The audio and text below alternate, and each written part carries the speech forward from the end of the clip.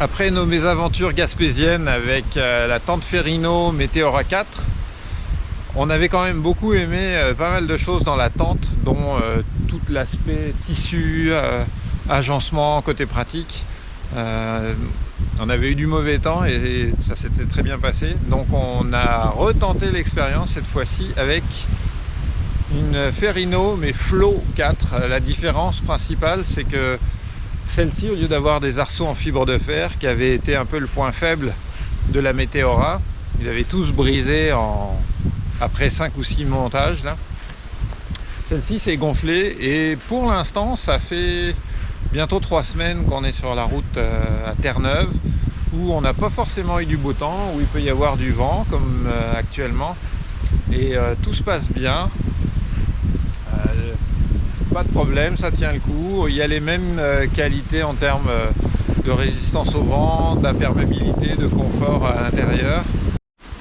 Donc la Flow 4, c'est une tente 4 personnes. Si elle a une forme un peu bizarre, là c'est juste qu'il y a beaucoup de vent, donc ça aplatit l'avant parce que le vent vient de par là.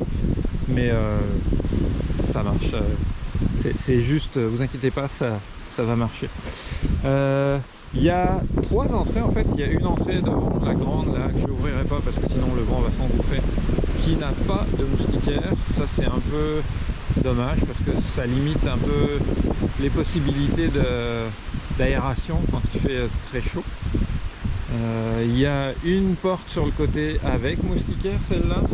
On voit d'un côté une fenêtre. Et puis par rapport à la Meteora 4, il y a une différence aussi, c'est qu'on a une porte à l'arrière.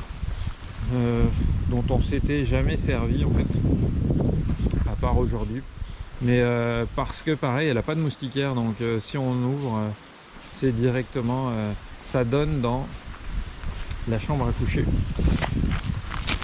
si elle est installée. Donc là on voit l'arrière de la chambre avec le double toit.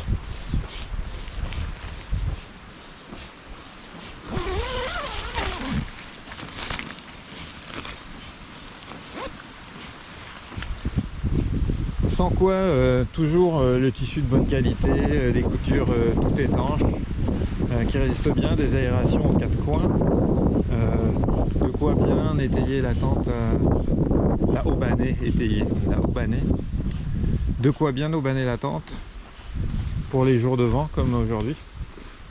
Une petite fenêtre avec moustiquaire qui donne sur la partie plus salle à manger, on va dire.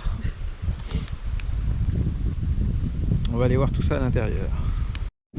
Un des intérêts de ce genre de tente tunnel par rapport aux tentes dôme, c'est pour un jour comme aujourd'hui par exemple, ou comme ce matin quand on a démonté, c'est que la tente s'installe telle quelle au sol, on fixe les 4 coins, on gonfle et ça marche même avec du vent. On n'est pas embêté à jongler avec des toiles.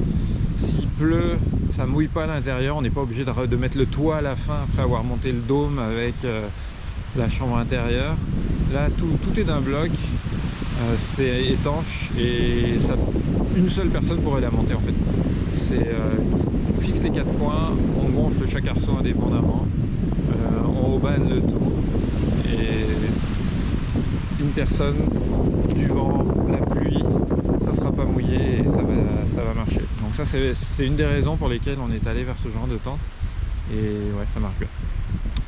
Alors, à l'intérieur ça ressemble à quoi?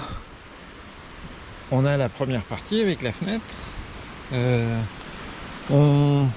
Moi je tiens pas debout, mais il faut dire que là avec le vent et tout ça aide pas, mais elle est censée faire 1m80, moi je suis 1m80 mais je tiens pas debout dedans. 1m70 ça marche.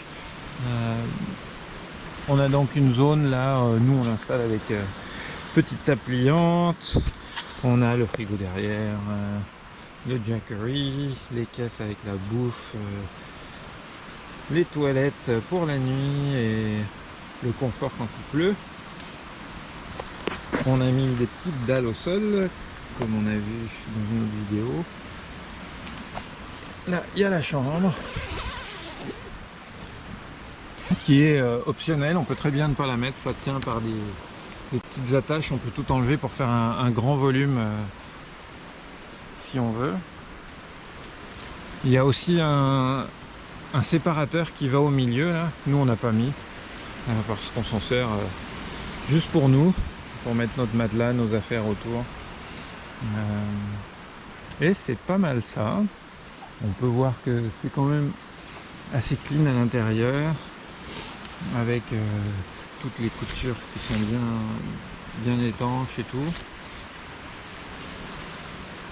Ça fait pas mal de tours. Oui, le détail important qui fait toute la différence, c'est que le sol est complètement lié, collé au mur, donc c'est étanche au vent et à l'eau, ce qui fait que cette pièce là est vraiment 100% utilisable quelles que soient les conditions météo dehors, et que ça reste sec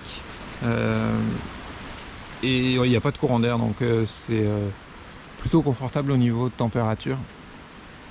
On peut voir à l'intérieur les boudins qui sont dans une housse qui elle-même est tenue par ça, là. Une espèce de glissière là. Ça fait tout le tour.